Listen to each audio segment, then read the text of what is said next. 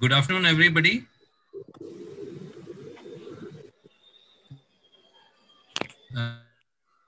This is Rajiv Gar.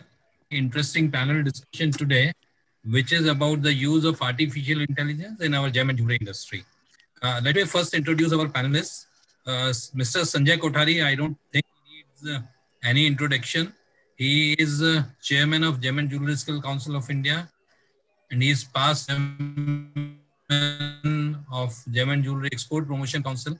He has his own gem and jewelry industry, both on the diamond side as Kunal Diamonds and jewelry as Diatrends.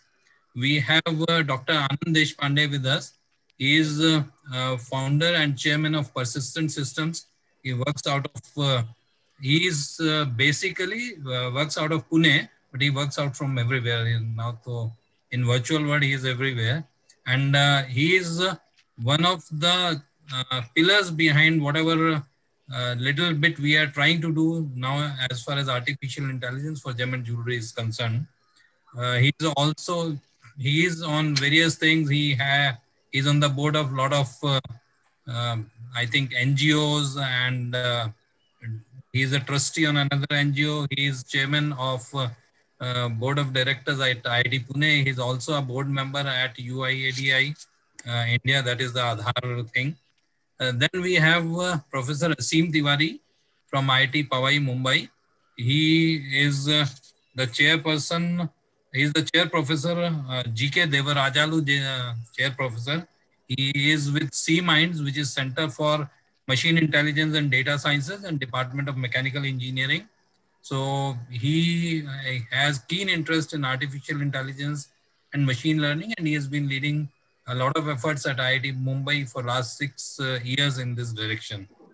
So with this, I would like to start with you, Anand. And first one may sound very, very naive and basic to you, but I think for a lot of people from the industry, the first question obviously comes to mind: what is artificial intelligence? What actually it is, and what can it do or what it cannot do? Well, it's a tricky question because artificial intelligence as such has been around for more than 60 years now. And it has traditionally been about building out or using computers for doing things that the mind or that intelligence can do on its own. So basically creating the computer to make it do things more like the human beings. But, over the last, I would say 10 years or so, variations of this, more specifically around machine learning or data science, have started to become very important. What that has done is that because today we are able to collect and manage large volumes of data that is relevant, we are able to take that data and learn from the past data or look at inferences and look at various techniques to make machines predict and make inferences about what might happen in the future or in the current context on the basis of data that we have in the past. In the last 3 to 5 years, I would say AI and machine learning have been on a rage. Every industry is using AI to improve efficiency and effectiveness of the industry and processes and programs. And I think this is really very important for the gems and jewelry industry, as I first learned about this almost a year back when you invited me for last year's event. And that was the first time I got to know that about what AI can do for fashion and gems and jewelry. I'll take a pause here and pass it around. But needless to say, there is enough literature available and some amazing videos online about what machine learning and artificial intelligence can do for various industries. Thanks, Anand. I'll come to you, Sanjay Bhai.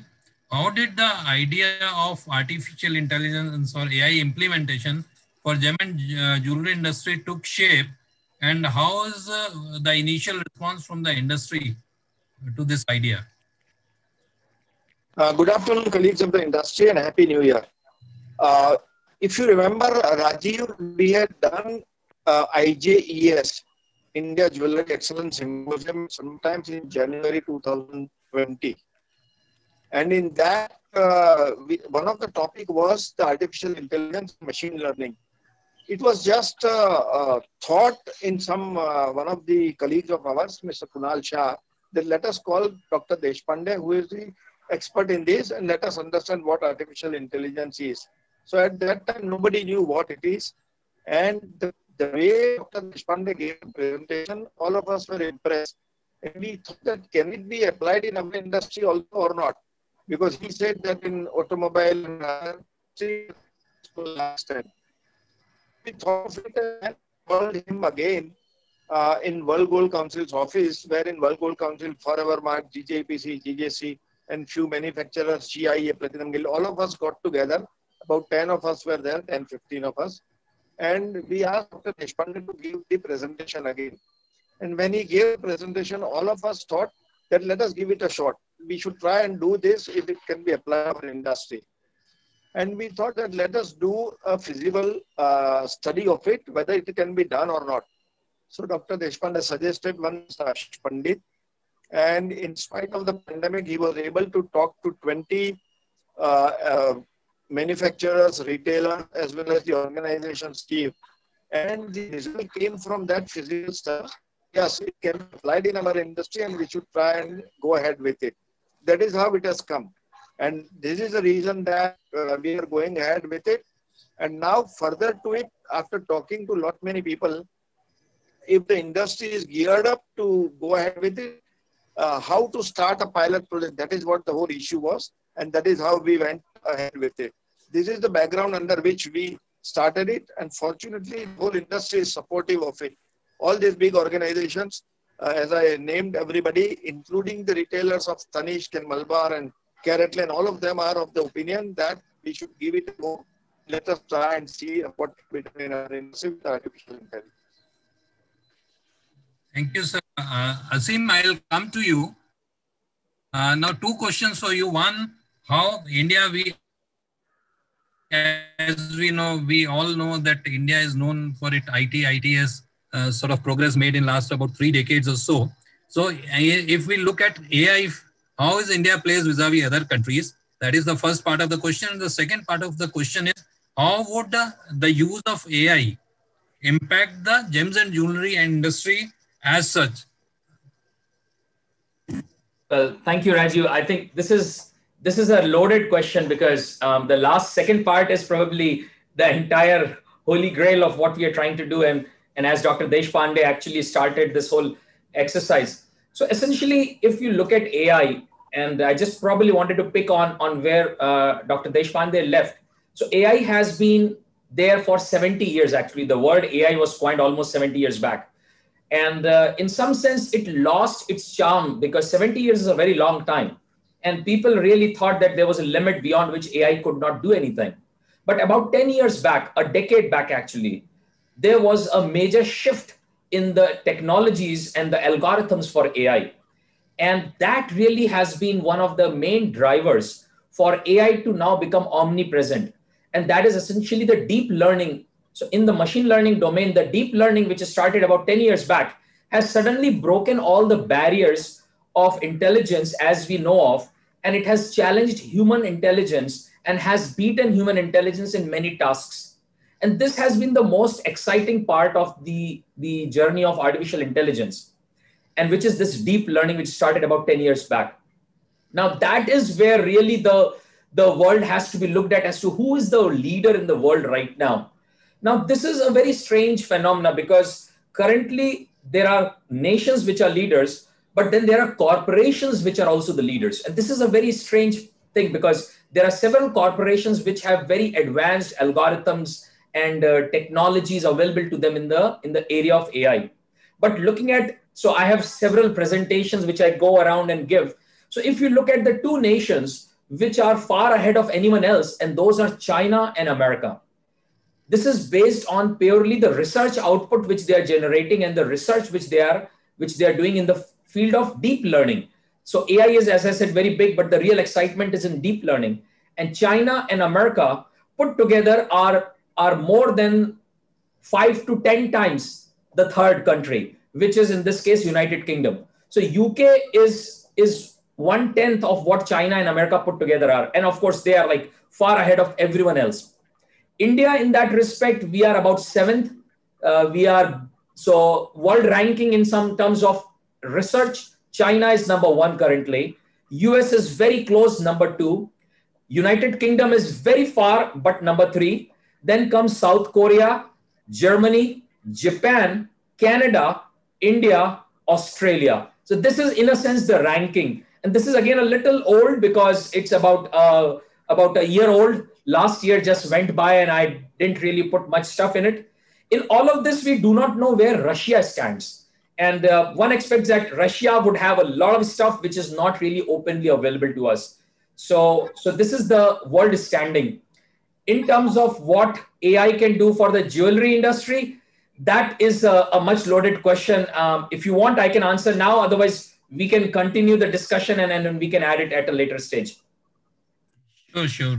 So let me put it to Sanjay Bhai first.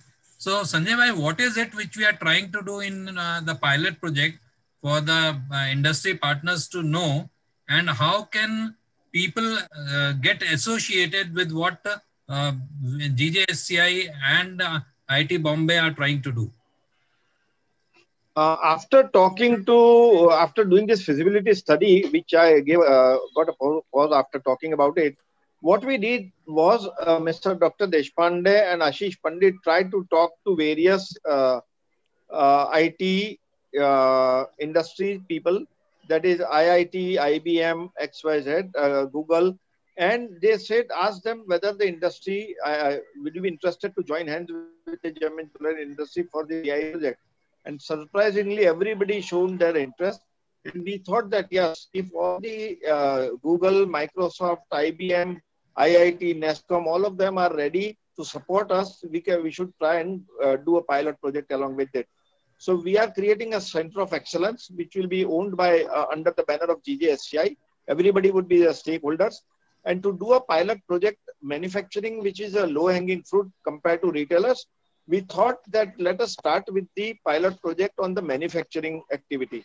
And in that, 4 companies, that is Diatrends, Jewellex, Unidesign, and Walking Tree, which is a KBS company of Kunal Shah. 4 companies came forward. They said that we want to go ahead with it. We are part of this pilot project and let us start. And in that, the first part was of casting of jewelry. And so we are working on that.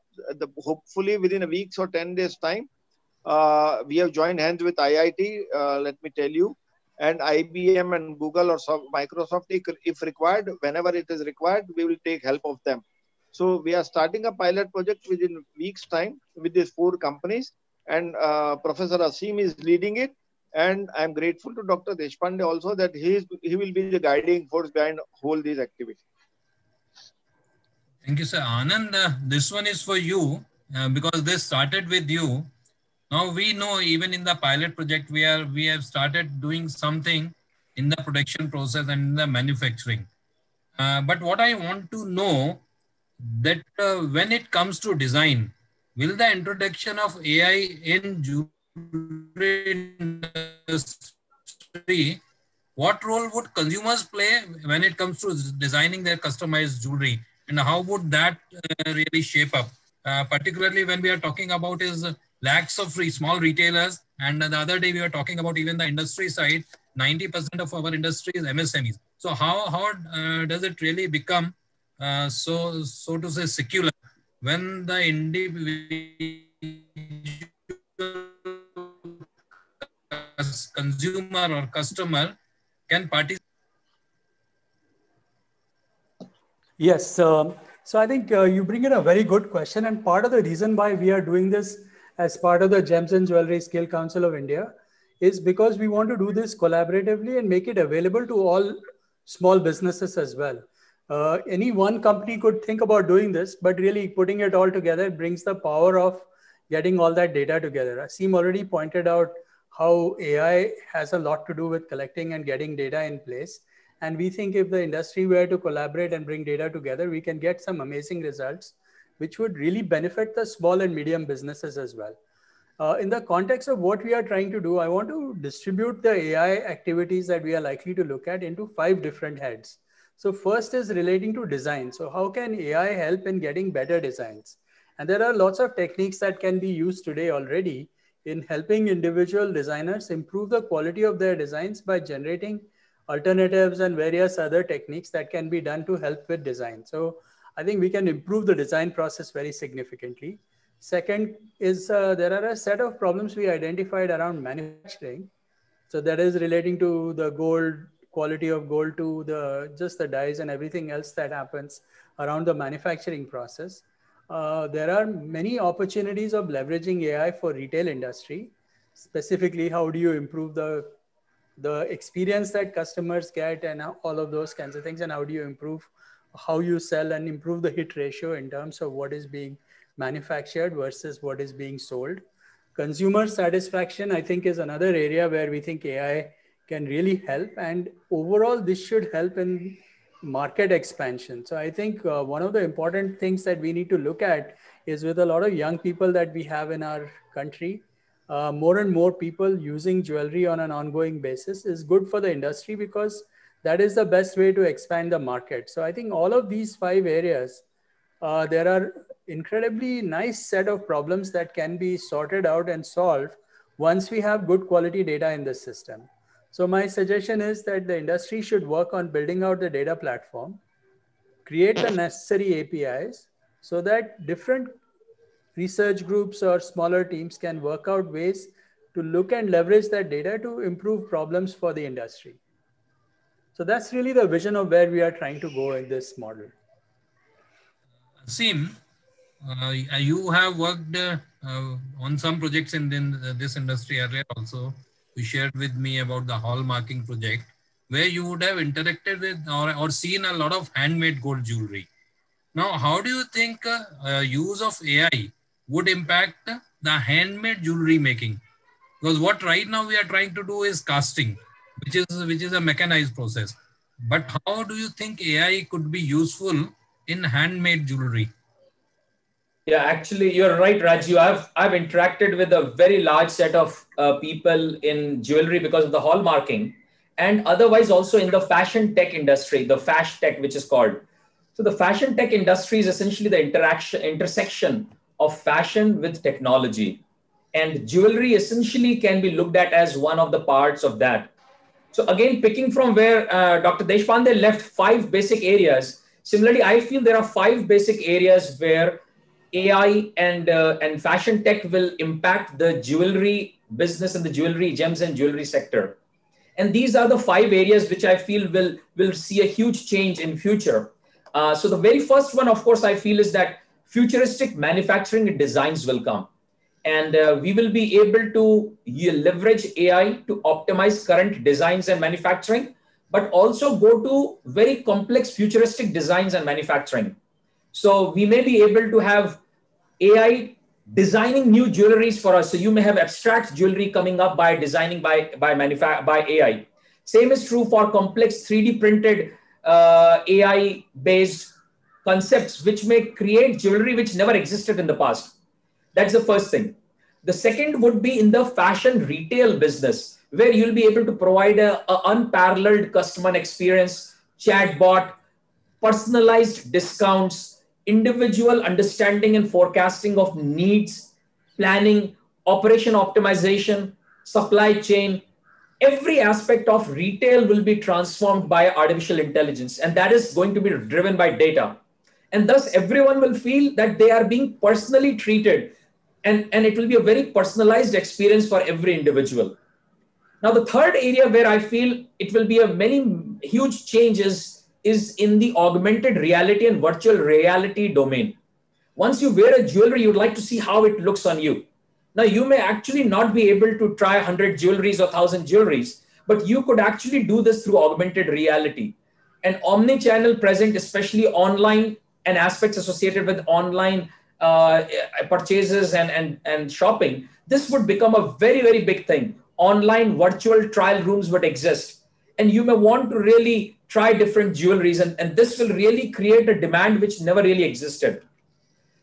The fourth thing which I feel will be a huge change will be in the decentralization and secure, trustworthy interactions in the jewelry sector at a larger scale, which will be driven by blockchain.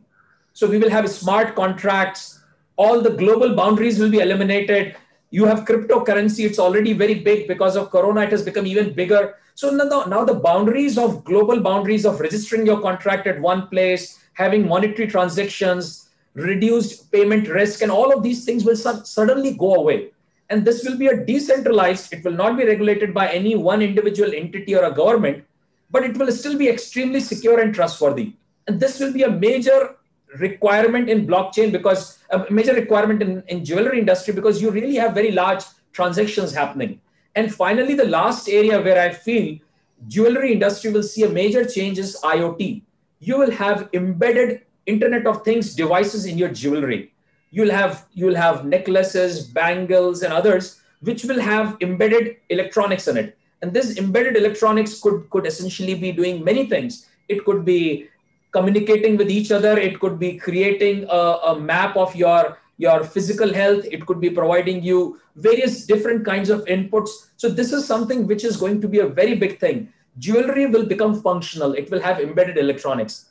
Now, coming back to your specific question of where the handmade jewelry will play a role. So the thing is that there are a lot of operations and designs which right now are being done for the handmade jewelry. They will be very drastically changed by AI. And AI will be able to create a very niche area for handmade jewelry. So I think that there would be a very specific kind and designs of jewelries which AI will be able to create and target customers which will appreciate handmade jewelries more than but this will become a little more exclusive in some sense. So if I look at jewelry, if you are looking at just assembly, polishing, and other aspects, that of course will continue. But if you're looking at something which is completely handmade, unlike the casting process, then there will be a very niche area which will come out. And there will be enough customers who would want to go out and pay for this handmade jewelry over and above the regular mass manufacturing jewelry. So I feel that we will be able to better understand customers. And there is a very huge class of such customers which we are right now not able to cater to very precisely. But then we will be able to do that. So that's what my feeling is. Thanks, Aseem. And that brings me back to you, Anand. Aseem talked about IoT devices being embedded in jewelry. And in a sense, probably merging two industries, which is gem and jewelry and healthcare. Because if I am wearing a bracelet and it can track my blood pressure and it can track my other sort of parameters on health side, I think that would be something which would be of keen interest to a lot of people in our industry. Your take on this, Anand? You might be doing already some work, or you would have seen something like this already. So how do you think this would shape up, and what timeline do you think to this really becoming a reality? You're right. I think we are almost there today. I know we were working with a hearing aid company, and one of the objectives that the hearing aid company wants to do is to make sure that the hearing aid does not protrude out and look ugly. And there is a huge battery that you need to carry. So is there a way to make a necklace out of that battery so that you can hide the battery and it also looks good? So a lot of these kinds of things are starting to happen already, and people are looking at the aesthetics of medical electronics and jewelry. Today's watches also today are, starting to become very different because of the electronics. So I think we are already seeing some of these kinds of things, and especially the younger crowd, which is looking at wearing a Fitbit or some other device of this kind, wants to make sure that that device is also trendy, and it is in a way like jewelry. So jewelry is competing with Apple Watch today anyway. And some of this is going to continue as we look ahead. Yeah, so instead of competing with Apple Watch, where do you where do you see collaborations happening? No, I think there are some brands that have put Apple Watch in very expensive diamond-studded, bracelets and various other things. So I think more and more of this will happen. And I think the jewelry industry is extremely innovative. They are capable of designing amazing things. So I do see the footprint of how these devices get positioned will evolve as we go ahead. Aseem, how do you think the use of AI, because one very, very common sort of worry or apprehension is always whenever you use a lot of IT or IT related processes, it might lead to loss of jobs in industry. How do you think use of AI in gem and jewelry industry would actually help create more jobs? So the first thing is more locally. I think with AI, when especially in retail, we'll be able to capture a much bigger market. Currently, the global market is growing at about 5.5% per annum. And if you look at the global market, India still is the largest supplier exporter of the fashion jewelry. So I think this will let us keep that leadership position. And with AI, we will be able to better target the growth markets which are being seen in Europe and especially Latin America and other countries apart from India. And thus, I think there will be a huge demand. So the very fact is that the application of AI in fashion and jewelry will create a very high demand, which will drive, of course, growth. So that's one aspect of jobs. So jobs will be, in a sense, created more because there'll be more jewelry which will be required. But on the other aspect of replacing aspects, so if you think about AI, currently AI is not really automation, and we need to differentiate these two things. So we are not looking at automation. That was third industrial revolution where they were doing mechanized things. They were having robotics. You have a car assembly line where the cars are being assembled by robots and things like that. This is a fourth industrial revolution. This is different from third. Here you will find that there will be companies which will have no mechanization, no automation, and still will be using artificial intelligence. And this essentially will drive efficiency in the system. So looking at job, I feel that the jobs will be, number one, created more because of better demand prediction. But apart from that, this will essentially make the current jobs more efficient. And that's the other aspect. And of course, it will create a third kind of jobs, the jobs which will be for people who are in the area of IT and AI and IoT and networking and things like that. So that's a creation of a job. The traditional jobs will not be replaced because we are not talking of automation, but we are talking of efficiency. And of course, more jobs may be created if we are able to have a better capture of the growing world market. So it's like something which one needs to realize. It is not replacing, but supplementing and complementing. It's not supplementing, it's more of complementing the current jobs which are being done in the jewelry sector. So I really don't see a decrease. I see a growth in jobs because of this, essentially. I too think the same. But Anand, like how Asim was talking about, I have two questions for you. These creations of new jobs linked with IT related thing, or somebody in a jewelry industry who knows a little bit of artificial intelligence, or who knows the data, who knows how to collect good quality data. Now, would it need somebody with an IT background only, or someone who's already working in a gem and jewelry industry with training will be able to do this job? So that would actually would be sort of upgrading the existing people who are into job. The other part of the question is what Asim said, because of AI being used in gem and jewelry industry, he sees a growth in the overall market and more business coming to this industry. How do you think the overall revenue streams in the industry would get impacted?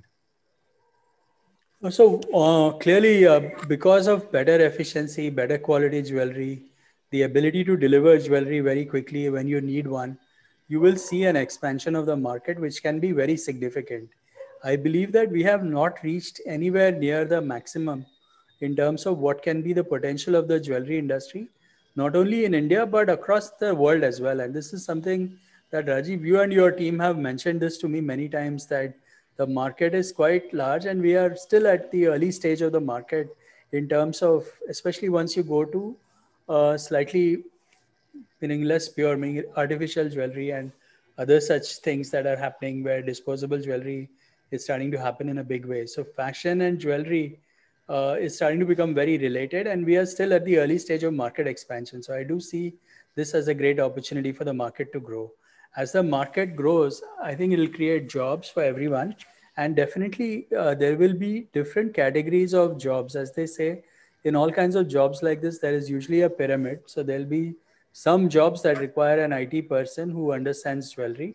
but most of the jobs will be jewelry persons who understand a little bit of technology and IT. So I think we will be able to train large numbers of people who are already in the jewelry industry today to start to use modern technology and become very effective with their jobs, improve their productivity, and hence personal earnings as well. So, we should say good days ahead for gem and jewelry industry. Well, it's up to us, meaning there are opportunities. I would Yeah. say there are opportunities for us to get there, but the future is in our hands, as they say. Sanjay, how do you see this? Because you have been in industry for long and you have seen a lot of changes in the industry, including the starting of what Asim calls as third wave when we started into machine-made jewelry, and before that diamond cutting and polishing coming to India. How do you see the AI now getting married to gem and jewelry industry impacting this industry over next 5 to 10 years? First, to substantiate what Asim and Dr. Deshpande said, that if you remember when the computers came, the people thought that a lot of jobs will be lost. And a lot of new things came and people got the jobs after learning computers. The same thing will happen in AI also. More and more jobs on the contrary would be created. So this myth that AI coming in would reduce the job is not going to be true. The second thing is that diamond industry, if you know, from the cottage industry wherein we were sitting on the wheels and cutting it, and how the automation has come and how the industry has evolved in the diamond cutting and polishing by going onto the different machines, and how easily they are being manufactured now compared to Belgium and Israel. The same thing will be applied here. And I believe that in a layman's term, for my colleagues of the industry, to start in this pilot project, for example, casting today, if the casting of a piece takes 3 to 4 times to cast a jewelry, by using AI, we will be able to do it in the first shot. So you will save the time in casting, you will save the gold loss, and the hours of people also would be saved. That is what. And in the designing also, today we are creating 100 designs and 5 or 10 are selling. Maybe 1,000 we are creating and 50 are selling. So by use of AI, we'll be able to have the hit ratio better. And instead of 1,000 designs, probably you will prepare 500 designs, or instead of 100, you will prepare 50 designs, and 5 or 10 or 50 you will be able to sell. So the investment would be less, the work would be less, and it is going to help to a great extent. That is what the vision is. Now, to tell you the truth, nobody in the world in the gem and jewelry industry has applied this AI. And we will be probably the first industry who have joined hands with IT. And IT and gem and jewelry, two largest industry of the country, are joining hands. This itself is a boon for the whole industry and the whole country. And I believe that it will go a long way. If I remember correctly, only De Beers has been using AI for excavation of diamonds when they go for mining. Apart from that, nobody in the world is using AI as far as gem and jewelry is concerned. So if it is a 5-year project probably, so from mining to the consumers, we are trying to see that how we can reach to the consumers. So from mining to consumer, all aspects will be covered. That is what the vision is, and that is what the whole idea of going AI as far as we are concerned in the industries. Yeah, thank you, Sanjay. Actually, this was a question I wanted to ask. This was the last question I wanted to ask Anand. Anand, as we have discussed a couple of times, I believe, and as Sanjay Bhai said, India is taking a lead as far as use of AI in gem and jewelry industry is concerned. Now, how do you think this would bring a competitive advantage to all our players in the industry vis-a-vis the international markets or other international manufacturers? So I think already gem and jewelry industry in India is one of the leading industries for us. We are one of the largest exporters of gems across the world. So it is important for us to stay current and take the lead. I think a lot of the industries are rather small in the gems and jewelry industry. Having a common infrastructure and a common platform where we can share data and build out systems that every industry or every small business can benefit would be very important. And I think I really want to commend the efforts of the GJSCI and the gems and jewelry industry for setting the Jade Center up. I must say that I work with many different industries, and I was very impressed to see the collaboration of potential competitors of being able to work together to solve a major cause for themselves as a common cause that we sorted out. So I'm really impressed with what the industry has been able to achieve in the last 1 year that I've had a chance to interact with the industry. And I want to commend all of you for the great beginnings that have been made. I think in the next 3 to 5 years, we should be able to significantly improve our profit margins, revenues, and the overall industry and the employment because of using next generation technology, including artificial intelligence. Thanks, Anand. Prerna, I think I'm through with my questions. We can open it for chat. Or No, one thing, Rajiv, one Yes. thing I want to add, Yes, sir. if you permit me, before you ask for question answer, Sure. that even if we are starting with this pilot project with 4 manufacturers, rest assured that it will be open for everybody and whole industry would be able to use it, those who want to use it. GJSI will have this COE station within a month's time, and everybody who is willing to use this can be are most welcome to use it. But we want to start as a pilot project because it is the beginning. All of us are shooting in the dark at the moment. So that is why these 4 companies who have come on their own to start with, and ultimately it will be open for everybody. Same thing is with retailers. Parallelly, probably we will start with the retailers also if Asim and Dr. Deshpande agrees within 15 days, 1 month's time, and collect the data. So parallelly, retailers also would be taken care of as well as the manufacturing. That is what the idea is at the moment. It is a 3 to 5 years project. Expenses are huge, but we will try to find out money from because we have got good organization who would support us fully, and Government of India also probably will be part of us. Though in COVID, there are funds restriction, but we don't want immediate money. So probably government also is willing to finance us, and hopefully by next year everything should be smooth. And at the moment, GJSCI is putting in seed money, and we are starting the project immediately. And as before we started, I was talking to Asim that by 15th or 20th January, we should start at least the working of the pilot project, because it has already 8 months have passed. We have worked hard on it, and let us try to expedite the process. Okay. Yeah, thank you, Sanjay Bhai. So Prerna, we can now open it for questions, if any.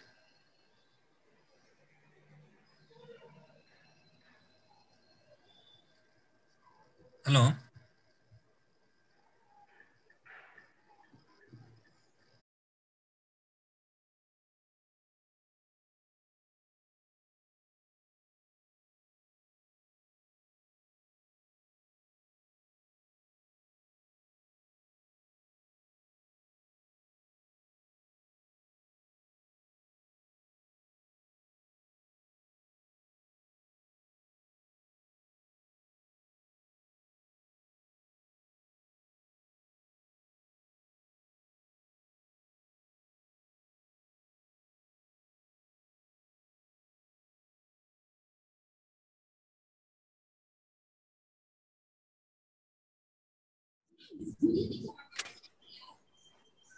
Yes, Kapil Bhai.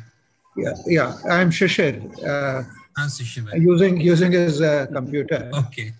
Now the point is about data mining. Would AI be useful, or would it be necessary to understand data mining internal as well as external? So let me take this up. Let me give you the answer on this question. See, the thing is, we will have multiple stages of this. For certain people who are potentially researchers, which we would anchor off of IIT Bombay, they will need to understand the data mining algorithms and other related complexities of machine learning. For the end users, we will try to package it in a way where the end user does not have to understand the nuances of it, but can experience the benefits of data science and machine learning on the job that they are trying to do. So the goal for some of these techniques is to improve the quality of decision making that is being made at every point in the usefulness cycle. So the person on the retail stop, he should be able to say, okay, should I do this, this, or this? can AI assist me with best odds on what might be the right thing to do at this time? So this is what is being done in every industry, is to encapsulate AI and machine learning into algorithms so that people who are making decisions get a clear understanding of the decisions that they need to make and the choices that they have and the consequences of those choices that they might have to deal with. Yeah, Dr. Deshpande, you have put it very nicely, actually. Let me just give a more micro detail of it, essentially. So if you look at the AI aspect, what we are looking at is machine learning and deep learning. And as the name suggests, it has a learning aspect of it. So the data which will be created from the industry will be used to make the algorithms learn this. So there is a very clear phase which is known as machine learning phase. So the machine learning will happen based on this very elaborate data which we'll be creating. We'll be creating several data lakes which we'll be using to do this. Once the model has learned and has been validated to work, that's when you'll have the second phase, which is known as the inference model. Inference model is where the model is now, which has learned from all the past data and is now ready to be deployed. For deploying that data, that model, you really don't need an understanding of AI at all. What you need is just the inference model is what you need. Whenever you give it your data, it will tell you what you expect out of it. So essentially, that is the second phase. So that would be what would be rolled out to everyone in the industry. So they don't have to know what the black box has. The black box, however, has been trained on the entire data set and has gone through the machine learning process. But now the black box has become an inference model. You give your input, you give your jewelry design, you give your details, and it will predict as to what you expect. Will this really work or will it not work? Where would the porosities be? What level of porosities should be? Do you have a gating system which should be changed? If you change that and you see what your model is telling. So essentially, you don't have to, as an end user, know anything about what the black box does. But the black box is essentially trained on the initial data which existed. And with time, as the data keeps growing, the backend black box can keep growing and become more and more sophisticated. So that's in a nutshell what it is. Thank you. Are there any other questions?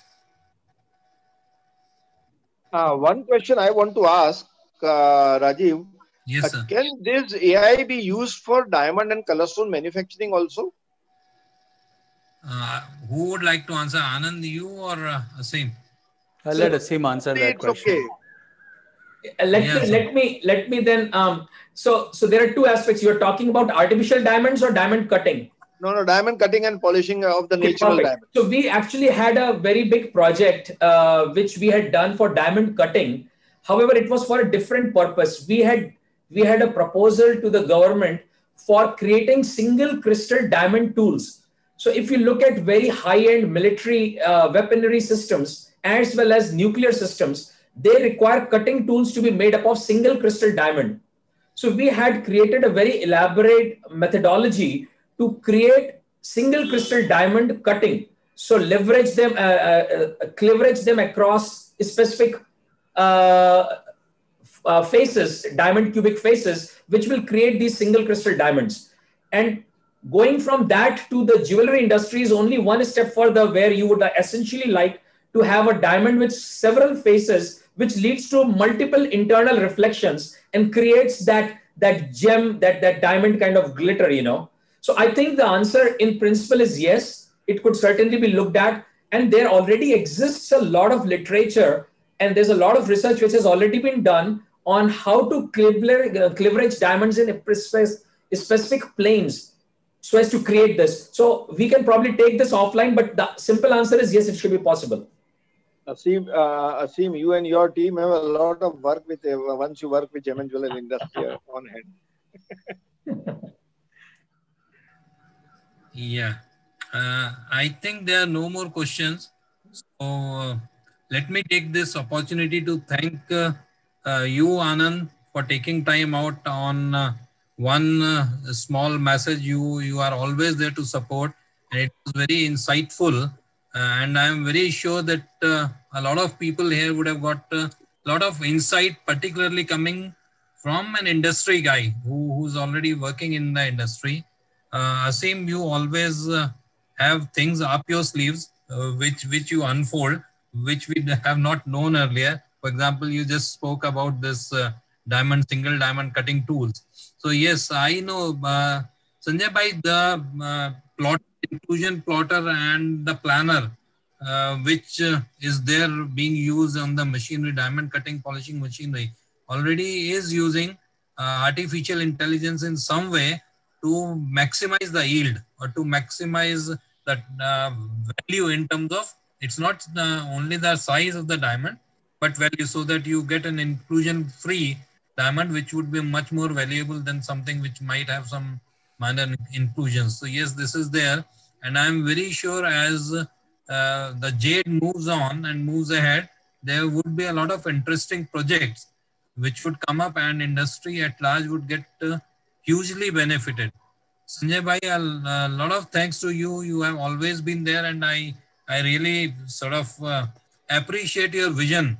I think it was your vision that this Center of Excellence is now a reality, that too in such short time.